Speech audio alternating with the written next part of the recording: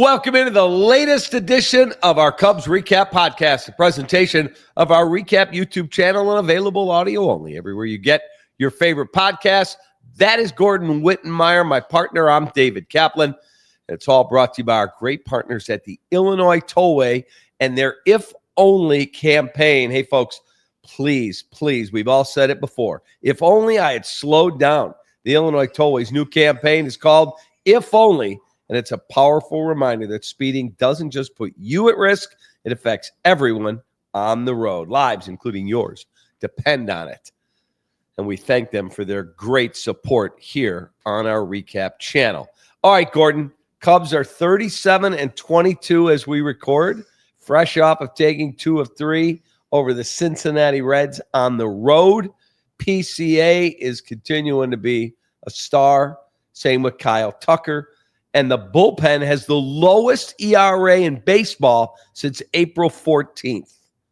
They do need some starting pitching help. So give me your thoughts watching the Cubs up close and personal. Yeah, so seeing them, they took 2 series from the Reds over the past 2 weekends. And basically, in my mind, eliminated that team that some people thought were going to be the co-favorites. They're in 4th place now. You got the Brewers are playing well. The Cardinals are in 2nd place. And even with that, the Cubs, as we speak, are a half game out of the best record in the league.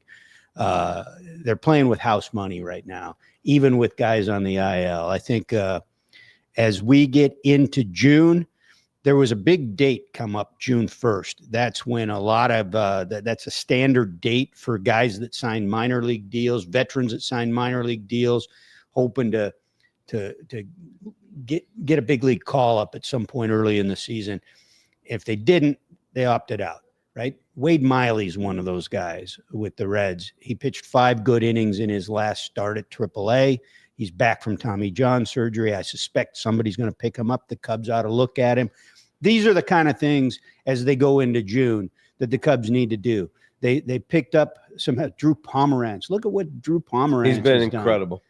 They need to keep doing that until you get closer to the deadline when you can make a strike, maybe for a significant move. They need to keep adding at the margins where they can, if they can. They just did with Genesis Cabrera. Yes. Picked him up. He came in his first outing and made a nice appearance. They've gotten a lot out of Cade Horton, who's going to pitch tonight. I would be surprised if, and again, you'll go through ups and downs as a rookie pitcher, even veterans do, obviously. Yeah. But I'll be surprised if he's not here the rest of the year if healthy. I would think so only by default, right? You got Steele out for the year, and Imanaga is not coming back until probably late June at this point.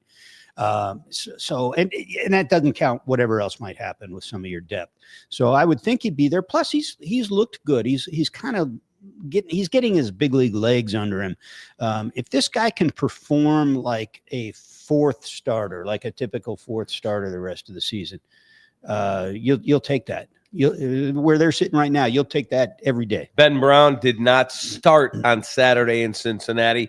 Pomeranz went a perfect inning, and then Ben Brown went 6 innings, 9 strikeouts, 1 hit. He was amazing. Is this an allergy for the first inning or something? It's what it's like. Yeah, and that was the Drew Pomeranz start, which actually, I bet we see a lot more of this because I think teams have started doing it. Tampa Bay started it. Now other teams are doing it. Yeah, and it's not just an opener concept per se, like because you got lousy starters or anything. What it is, in the case of like if you're facing the Dodgers or if you're facing the Reds, they've got a nice left-handed leadoff hitter. I'm talking about the Reds now. Freedom. And they got Ellie De La Cruz, a switch hitter with pop and in a dynamic skill set in the 3-hole. You'd rather have him batting right-handed than left-handed. His numbers are so much better. So start a 1-inning lefty and do the same thing in LA, when you're facing Shohei and Freeman up top of that lineup. So I'm surprised more teams don't do it. I'm going to guess that this starts becoming a thing with some lineups. But still, Ben Brown faced those guys later in the game. All of a sudden, he comes in and he's facing 4, 5, 6 instead of 1, 2, 3, and some right-handers. And he feels more comfortable, gets some outs, and gets rolling. And all of a sudden, he goes through the whole lineup. Okay, so Imanaga probably out till at least the third week of June. Steele, At least, yeah. maybe in the end of June. Miguel Amaya gone until All-Star break with a abdominal strain. Oh, yeah. Oblique. You have a definite need for starting pitching, but I don't think they have a definite need for depth starting pitching. Sure, you pick them up if they're out there. In my opinion, this is the year where you go to your boss and say, are you all in? Because if you're all in, I'm going after Chris Sale if he's available. I'm going after Nathan Eovaldi if he's available. If the Diamondbacks continue to struggle, I'm going after Merrill Kelly and Zach Gallen. Both are going to be free agents. Now, they do have our guy Guff, my partner here, came up with I did not know this. He looked up the Diamondback schedule. They have a 9-game run at the end of June, 3 with the Rockies, 3 with the White Sox, 3 with the Marlins. Like, if they go 8-1 there, they could resurrect their season. Yeah, well, I'll tell you. The more, they just lost Corbin Burns. Well, I was going to say, that's the more telling thing to watch, how serious that winds up being. The last I saw, they were still getting more imaging on him. Mm-hmm. If he's out for a length of time, you're sellers. You're just not going to regroup. You're not going to come back. Okay, that. The Braves not in that division. Okay, not in that league. How about this? This Atlanta Braves there are 10 teams with a better record than them in the National League. Yeah, 10. Do they trade Chris Sale? He's got a team option for next year. The thing is, you've got Acuna coming back. You've got a really good first batter. He came back, his first at bat home run. Yeah, exactly. So I think, yes, if they stay in the position they're in over the next 3+ weeks, yeah, you start putting him on the block. And you start listening now for what teams might offer you. Absolutely. But they're sneaky. Look, I was going to say they're sneaky good. They're sneaky great. They've got a chance with health over the next month to really do some damage and put themselves in the mix. And remember the year they won the World Series? Look where they were mid-season. They were muddling around. I think they might have even been under 500 right about mid-season or at the trade deadline. And they went on a run and obviously won the whole damn thing. So I'm looking at the Cubs schedule. They have 3 at Washington. They play 26 games in 27 days. They have 3 at Washington. They have 3 at Detroit where Derek Skubal. They get Skubal on Friday. He was supposed to pitch Thursday against the White Sox, and they took him down, gave him an extra day, so he gets the Cubs. And then they get Javi Baez too. Right. 3 at Philly. And then they come home. They get the Pirates at home for 4, Milwaukee at home for 3. They get Seattle at home for 3. Then they go to the Cardinals for 4. Like, that is a schedule where by the end of June, you could have put the Cardinals away or put them in a real world of hurts, or you could be looking up going, oh, God, we're right back in a race again. Yeah. They're 4 Don't up forget the Brewers. right now. The Brewers are playing really well right now. And I Won 8 in a row. think you mentioned them in that stretch there.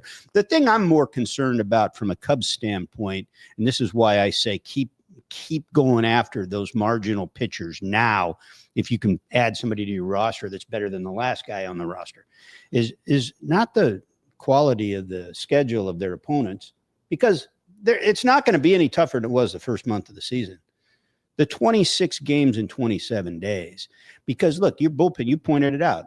It's Major's best bullpen in May. You said best ERA since April 14th.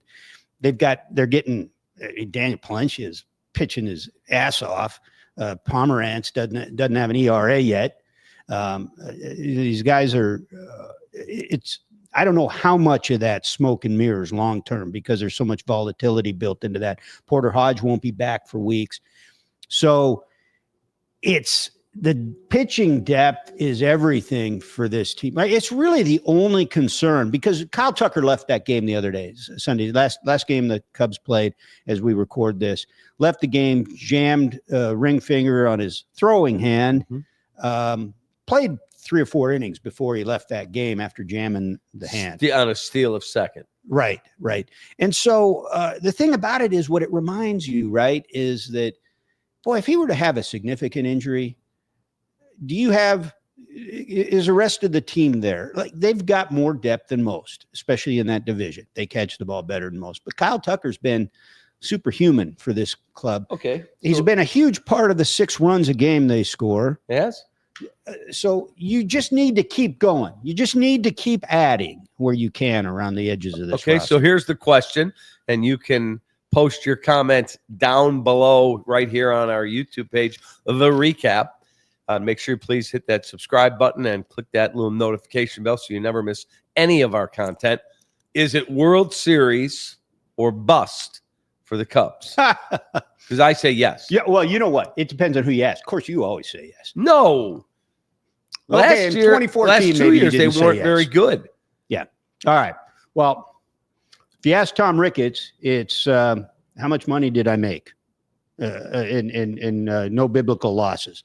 So he don't care. He don't care. I don't believe that. I think now that they're in the race like this with a 4-game lead, I think Tom will be all in. I really believe that. Why would you think that? They were in position to try to go all in or close to it in the offseason, and they stopped short. Because I don't and I'm not saying I agree with this philosophy, because I would be totally different. He does not push his chips in at the start. He adds on when he thinks he has a That's team. not all in. That's a discount. That's a trade deadline I'm not discount. disagreeing with you. I'm talking about 2/3 off the price of the player. From this point forward, I believe there will be no one that becomes available that he would not greenlight to spend on. I really believe that. Whatever. Okay. That's what I'm being told. Fine, whatever. Let's put him aside in this equation. You certainly have to be all in if you're Jed Hoyer, right? He may have already secured himself a contract extension. You got to like what he did with the roster within his resources. Do you think he should be extended before the trade deadline?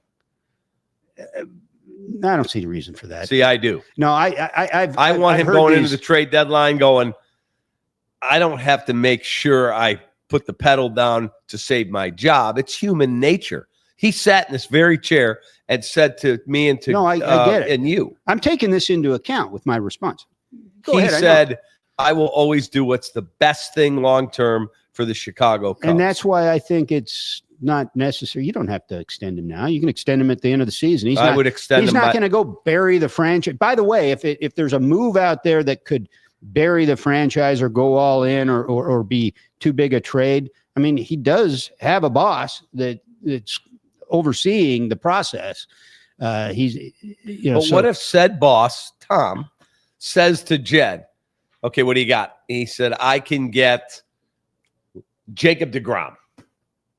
Does Tom greenlight the spend of all the money that's left on that contract? See, now that's where I say I don't see them having the appetite for that. That one I would probably agree with you. How much money do you think he has left on his deal? And he has a full no trade. He could very easily go, I'm not interested. It was $5 and $180 something. Yeah. And this is the 3rd year of it, I believe. This is the 2nd year, I believe. I think he was with them in 23. I'm pretty sure. So he's about halfway through that contract. He's owed $95 million. Yeah, so that's about halfway through that He's contract. got $95 million left on that deal. Yeah, I don't that one, like if I was the owner, now and that's not all in. If you're not greenlighting, I don't disagree. If Jed said to him, I can get deGrom, but we got to take 80 of the 95 and give up a hell of a package. You should be taking all of it. Well, but that's how Jed has always said, when you take more money, you give up less capital. Well, I agree, obviously. So maybe the Rangers say, we'll eat a little of it, but we want that prospect and that prospect and that prospect. Look, you've already got PCA doing his thing. Shaw's up. What prospect are you? Horton's up. What prospect are you afraid of giving up? I'm not afraid of giving anyone up. Because I don't think there's anybody left to be afraid of. You already gave up Cam Smith in the offseason. He was your number 1 draft pick last year. Right. Now, they love Kevin Alcantara. Love him. Give up Kevin Alcantara. So I would give up anybody because let me teach you something, Gordon. I'm a little older than you. Tomorrow is promised to no one. Maybe. Tomorrow is promised to no one. Exactly. And you could wake up next year and feel like you have a better team. And all of a sudden you're like, wait, who got hurt? And you're, by the way, up the track. You're healthy right now, reasonably. Yeah. You can replace the injured player, Justin Steele. You're going to get Imanaga back. If you told me I can go get Chris Sale, Nathan Eovaldi, Jacob deGrom, Merrill Kelly, Zach Gallen, Sandy Alcantara, if he continues to trend. His last 3 starts have been better. If you tell me at the deadline, wow, he's throwing the shit out of the ball. Guess what? Whatever the guy is, whoever Jed tells me as the owner, if Jed said, that's the guy, Tom, but it's going to cost. Here's the checkbook. Here's the debit card from Wintrust. Let's go. You had me at deGrom. Like, this guy is healthy again. He's already been through the worst of his health issues. He's pitching his ass off. Whatever he's got left in his career, it's within what's left on that contract. Agreed. And it's in the short term. It's like now and moving forward. Go get it. Look, if he breaks down next year, but you got out of him this year what there was to get out of him, you went deep into October. If you were the owner, and then you got Steele coming back at some point next year. So this doesn't bury your long-term vision, even if he has issues later in that contract. Okay, if you were the owner, be honest. If I told you you could trade for 1 year left of Chris Sale, because it's a club option after this year, they get $18 million. You could get Chris Sale and you could go get Eovaldi. And it won't be cheap. You're going to give up a ton of prospect capital. Or you could only get Jacob deGrom. Oh, I'd get the 2. Yeah, you'd get the 2. You need more than, ideally, you need more than one pitcher. One of those guys is a frontline starter if he stays healthy. They're both frontline starters. Right, but one of them is like a game 1 playoff starter against anybody. Yeah, and he's the reigning NL Cy Young Award winner. And you've got Imanaga coming back this year. I think that helps set you up for October in a way that even one deGrom doesn't. And it also hedges you a little bit. So, yeah, I'd go get the 2. What are we talking about here, man? This is the Cubs. You think they're going to get any of these? All the credit in the world if they do. But what did we see in the offseason? Dodgers still want pitching. Dodgers still need pitching. And what happened every time the Cubs went after a guy that the Dodgers wanted? The Dodgers just made sure they were always $10 more in the offer pot. And they were going to make sure they always were. And so but this is not free agency. No, but the Cubs don't have the deepest farm system left either. So it's going to be a battle. That's why let's look. If you talked about whether it's World Series or bust, and it should be. I'm going to borrow this from our friend Jesse Rogers because I agree with him on this. They should approach the trade deadline like that. They should approach every player acquisition possibility between now and August 1st like that. And that even means these guys that are out there now after opting out of deals. And pushing as hard as they can with the idea of setting themselves up for October because they've got so many wins in the bank. They've got such a lead right now. And they're really the only team that can beat them at this point is the Cubs. But if they get to the playoffs and win a series and lose the next round, or if they get to if they win this division and it's a heartbreaker and they lose in the first round, I don't think you call the season a failure. They haven't been to the playoffs in a long time. That is irrelevant. Well, I'm just saying, like, if we're talking about... That is a settler's mentality. Look, you're better than that.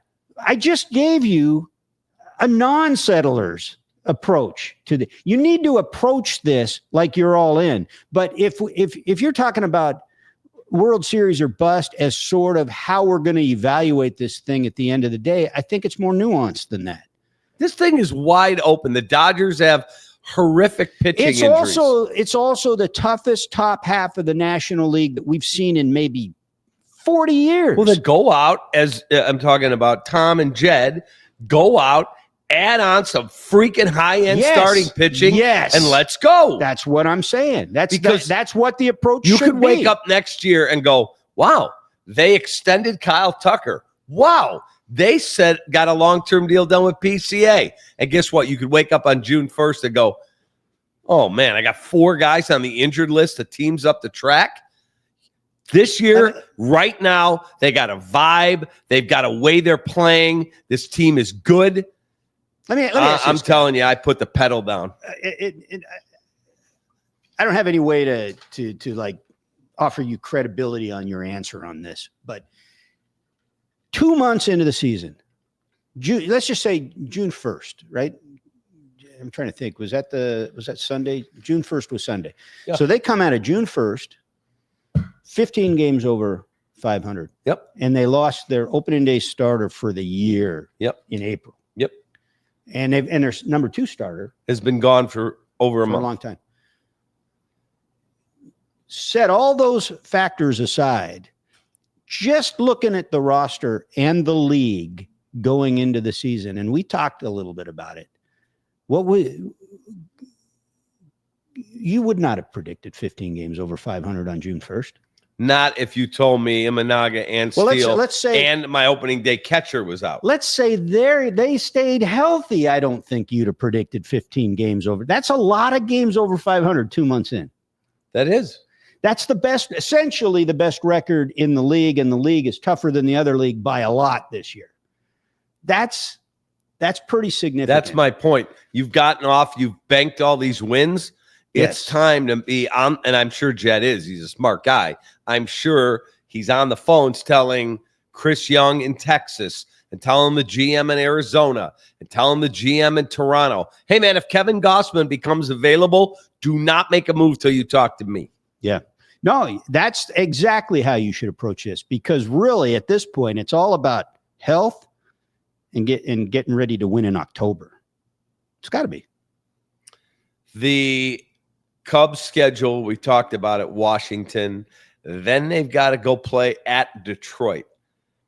We're going to make a lot of that series, whether they lose to Scooble, whether they beat Scooble. They've beaten Skeens this year. They've beaten the Dodgers. They've played good teams, good pitchers, and won. Doesn't mean anything. I think we're going to read too much into the Detroit series because it could be a preview of the World Series. How can we not, especially at this point in the season? It's what we do. Yeah, it's not August or September where you can actually legitimately start to project October. It's June, of course, and you only see these guys once this year, and so if you get the reigning AL Cy Young winner who's pitching his ass off again for the team with the best record in baseball, and you're sitting at the top of the National League, how can you not read more? I mean, that's a game 1 playoff matchup. Okay. That's how you look at it, right? So let's go back to you and I arguing in April when you said they could be dead and buried by the end of April, or we'll know, wow, that's a pretty good team. We'll know that's a pretty good team. Okay, now that you've watched them, I told you it was a 91-win team minimum. That was my minimum. Now that you've watched them, barring, God forbid, catastrophic injury, how much better are they than you realized? Oh, they're a lot better than I realized. What I didn't see coming was just the sheer number of runs. We talk about it. Go back and listen to the audio. Kyle Tucker's the best player in that division. No doubt. And we said it then. We both agreed then. And we both agreed that he would make a significant difference in that lineup. I didn't think it'd be this much. I didn't see PCA coming as strong as he has. And I didn't see Palencia coming like he has. No. That's amazing. He's your closer right now. But, Matt Shaw the second time around. Looks like a different player. Now, it's only been a couple weeks, but he looks terrific. I saw him make 2 plays in the same inning that I'm thinking, is that Nolan Arenado? I mean, this is me talking, right. So what does that mean? That's a big statement. I mean, they were legit Gold Glove type plays. Is Daniel Palencia, is he the closer going forward for you? Oh, no, I mean, not if you're. I don't remember who the Reds player was that swung and missed at 101 to end the ball game, but this dude is locked in. I mean, we've talked about this before. I think that's, since you got him performing, whether he's the guy at the end, who cares? Porter Hodge, he's dealing with a hip thing now, I think, after hip the impingement. So not good. So if he comes back, let's give him a month.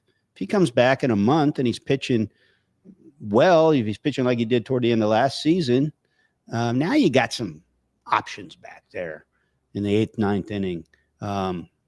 So and if some of these other guys are pitching well as you go in there, who knows what Pomerantz looks like as a guy in the mix somewhere in there for matchups. And who cares? Who cares? Don't name a closer. Don't worry about it. If your bullpen continues to produce as a group the way it has the last 6 weeks or so, then it really doesn't matter which one has. And besides, you're scoring so damn many runs. Look, man, I was looking this up again. It's almost 6 runs a game. It's more than anybody else in the majors.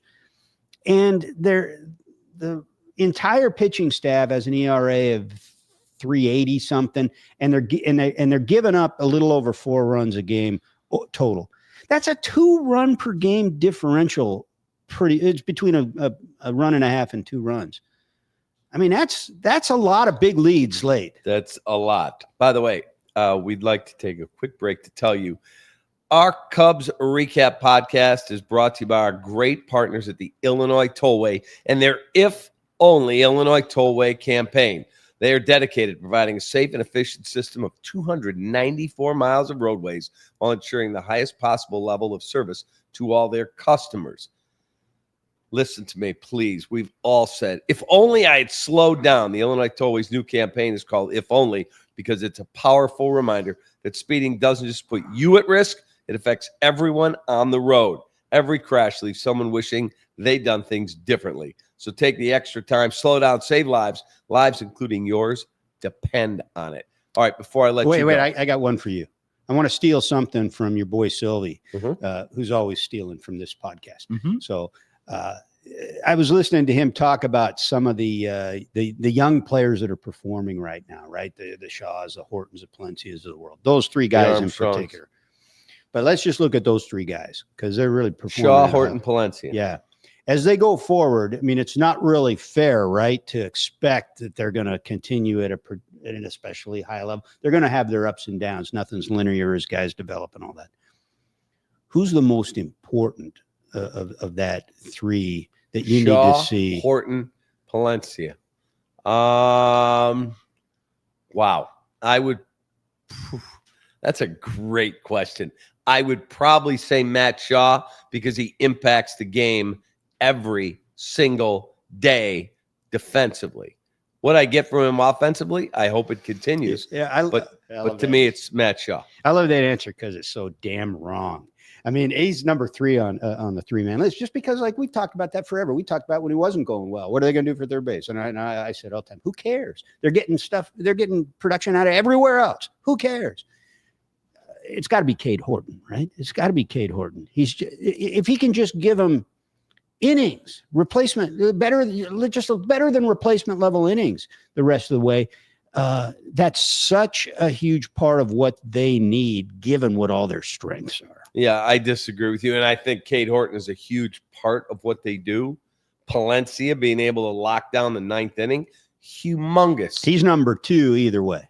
But Matt Shaw, we've seen the Cubs have Gage Workman, trade him to the White Sox, then they got rid of him. We've seen a billion different guys try to play third base over there and can't do it. Yeah, but it didn't cost them a damn thing. It didn't cost them a damn thing when they were getting nothing out of third base. Guess what? A ball would get hit there in a critical moment in the season. He'd be like, we couldn't get a decent third baseman. I got one. All right. Starting pitching is still the most important thing in the game. They're all important. Innings, man. Innings. All right. Gordon, have a great rest of your day. All right, welcome to realizing how good my favorite baseball team is. Because you're a friend, I really hope that they don't just completely destroy you this year with some kind of collapse. Not going to happen. And you are so much older than me. You do remember 1969. I do remember 1969. I was a little kid. Anyway, as a kid, I used to enjoy reading some of your columns. That is Gordon Wittenmeyer. I'm David Kaplan. It's the latest edition of our Cubs Recap Podcast, a presentation of our Recap YouTube channel, available audio only everywhere you get your favorite podcast. It's brought to you by If Only, the Illinois Tollway campaign, to ask you please to slow down on the tollway. Have a great rest of your day. Go Cubbies. Take that.